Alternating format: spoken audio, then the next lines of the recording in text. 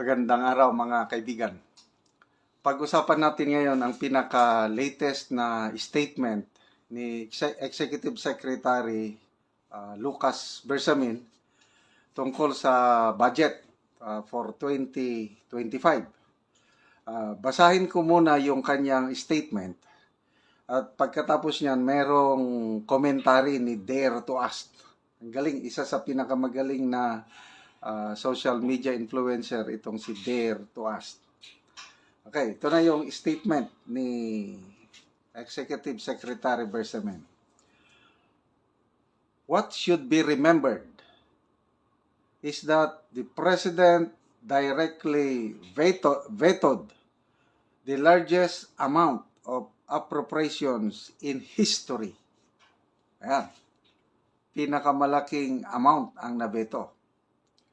No president before him had ever so deeply and comprehensively purged the budget of unnecessary items. He later directed within the powers vested in him the rechanneling of billions in funds to projects and programs that create social good, spur progress, and serve the welfare of the people. Yan, ganda, no? There are now stricter conditionalities for budget releases, ensuring alignment with national priorities and protection from partisan interests. Having undergone adjustments permitted by law, the funds will be released transparently and in accordance with good governance principles and laws. Wow, good governance daw sila. All of this stems from the recognition that financing the budget is shouldered by the people. Therefore, the implementation must honor the sacrifices they have made. Wow, tayo daw, mga taxpayers.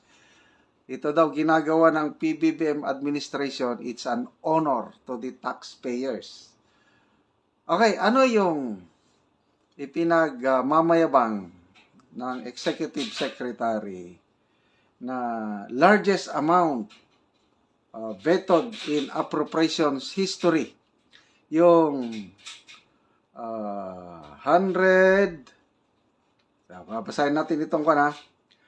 Kasi kung di mo alam ang facts, maniniwala ka agad, mapapalakpak ka na tunay nga, ang laki ng binito ng Pangulo.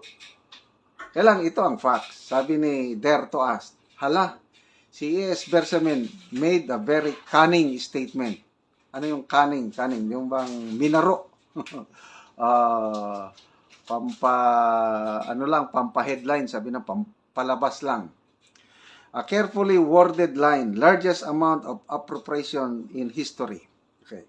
Ang appropriations kasi can be classified into program and unprogram. Okay. With all due respect to our former Chief Justice, Sir, ang nabeto po ni BBM na may tunay na epekto sa 2025 national budget is only 26 billion DPWH pet projects insertions out of the 300 plus billion na siningit ng mga mambabatas. Okay. So yung 26 billion na yan na nabeto, yan may pundo, program funds. Okay. The other vetoed amount ni PBBM na 168 billion from unprogrammed appropriations, wala po itong effect sa kaban ng bayan kasi nga po wala pa itong pundo.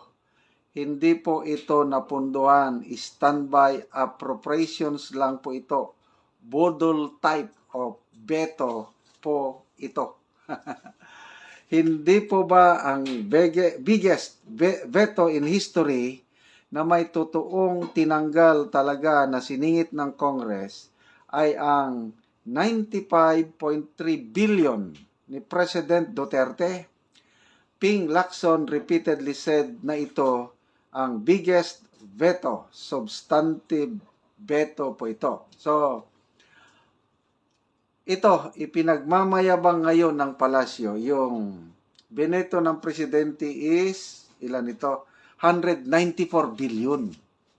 Kaya largest daw yan sa history, sa kasaysayan ng bansa.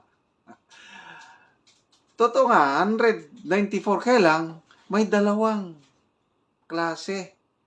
Yung binito, mayroon yung program. Ang program na nabeto, 26 billion lang, may pundo po yun. Yun, counted, yun talaga, na isave yung pera at magamit sa iba. Yung 168 billion, wala namang pundo. Anong klaseng beto yung walang pundo? Kaya ito, yung sabi ni Dertoas na palabas lang, pampasikat lang na beto para maipagmayabang nila, itotal nila yung 168 billion na walang pundo, i-plus nila sa 26 billion na may pundo, yun, 194. Napakalaki nga. Kaya lang, hindi nyo na po maloko ang taong bayan ngayon kasi ang dami ng mga vloggers na nagpapaliwanag at salamat kay Dare to Ask na nagpaliwanag tungkol nito. So, wag po tayong basta-basta maniwala na largest veto in our nation's history yung 194 billion na bineto ng Pangulong Marcos dahil ang katotohanan 26 billion lang ang talagang nabeto na may pundo. Ang pinakamalaki yung ginawa ni President Duterte noong 2019 budget yon na 95.3 billion.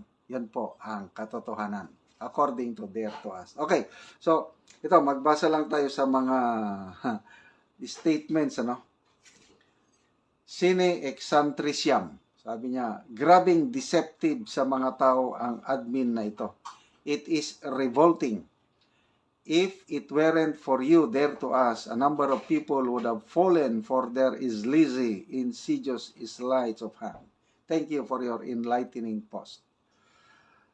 Abi Tauros, ulyanin na kasi, bakit dyan pa sa Malacanang dagdagan pang Buds Mike Kenyo, sabi niya, nakakatawa na lang sila. Pards Earl, fake news itong ES na ito. George Roses, tanda na, sinungaling pa. LC Aquino Lumabi, matanda na si Lucas Bersamin. So, lahat ng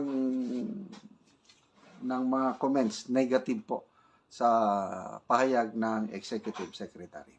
Mga kaibigan,